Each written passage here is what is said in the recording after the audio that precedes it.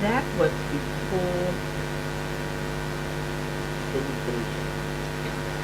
I can't tell you the exact date, but it was before the invasion. That means it was before December 1989. Okay. One last question. Will you and others, including some witnesses who have appeared before the commission, said that Tito saw the Banjul conference as a betrayal and an attempt to undermine his efforts, and that was the main reason why he did not attend any of the subsequent conferences, and he refused to join the interim government at the time.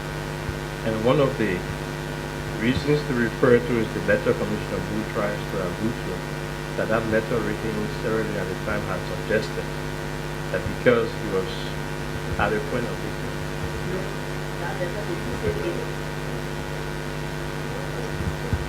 Okay. The point I'm trying to get through is that Taylor's refusal to join the peace program in the interim government was because he thought Banjul was intended to upstage him. I can say that I told you what I was told. That Mr. Mubiru said in no uncertain terms, we hear that there's going to be the landing of an African force.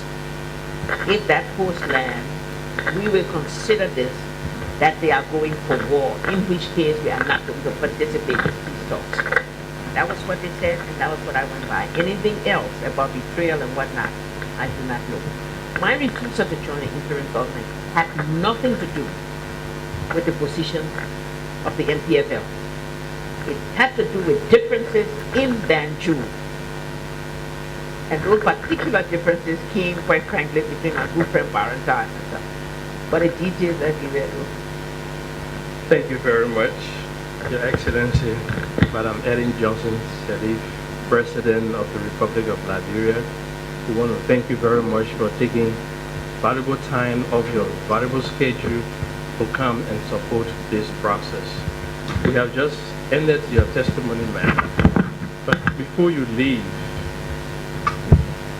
is there a final word you want to leave the Commission with and the people of Liberia who will be hearing these proceedings in subsequent broadcasts?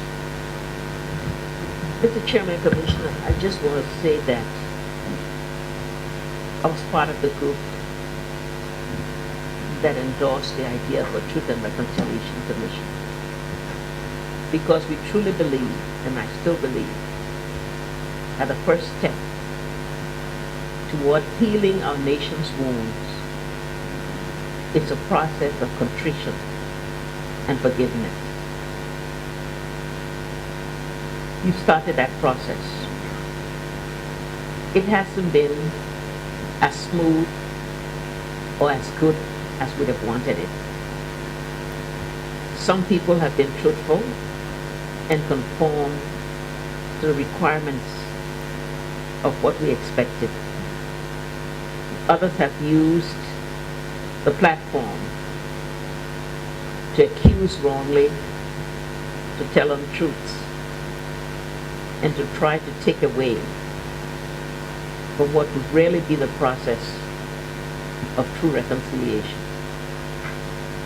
I hope that as you go through all of it, you will help us to be able to find the real truth based on the documents that you will have before you, based upon the testimonies and the consistencies, as you try to go through all of them to see where there have been those who have taken away from the process, and that the end result that you will give us will be a first major step toward true reconciliation, so that we can, at some point, put behind us this divide that has plagued our country from the time of its beginnings.